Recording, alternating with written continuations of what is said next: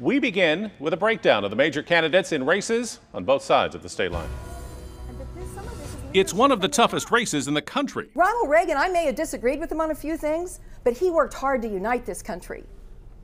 You never would have heard him using some of the rhetoric that our president uses now. Senator, with all due respect, I mean, you're no Ronald Reagan. And that was one of the nicer moments of last week's Missouri U.S. Senate debate in our KMBC studios. McCaskill, the Democrat, running for her third term in the Senate. Hawley, Missouri's Republican Attorney General, in a state Donald Trump won big 2 years ago. I vote 50% of the time with the president. 50% of the time. I voted for 2/3 of his judicial nominees. I voted for more than half of his cabinet members. He has signed into law 38 pieces of my legislation. She has opposed this president on every single priority. Justice Kavanaugh, she was a no. Justice Gorsuch, she was a no. Tax cuts, no. Securing the border, no. That's the record. Late polling has Hawley with a slight lead, but just days to go. The other big races are in Kansas, including the race for Congress from the Kansas 3rd District. Republican incumbent Kevin Yoder and Democratic newcomer Sharice Davids.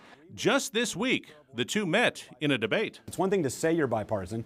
I've supported bipartisan initiatives. I've supported giving DACA students a pathway to citizenship.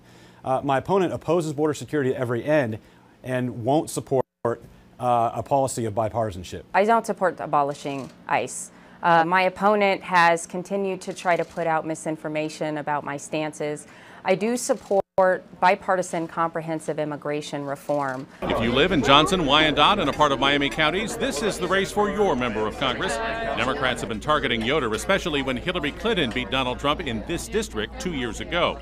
Davids, a political newcomer, has a well-funded campaign and maybe some blue wave momentum. But if Democrats win the House, it'll be because of candidates like Davids in places where people aren't so fond of the president. To the west in Topeka and Lawrence and Leavenworth, the race for the Kansas 2nd District House seat has been controversial from the start. Democrat Paul Davis and Republican Steve Watkins are the leading hopefuls for the seat held by the retiring Lynn Jenkins. Davis is the former House Minority Leader. He's run for governor before. TV ads have painted him as the guy who was in a Kansas strip club 20 years ago when it was raided by police. Watkins is a political newcomer, caught by the Star fudging the facts about starting a company from scratch when he was really a contractor.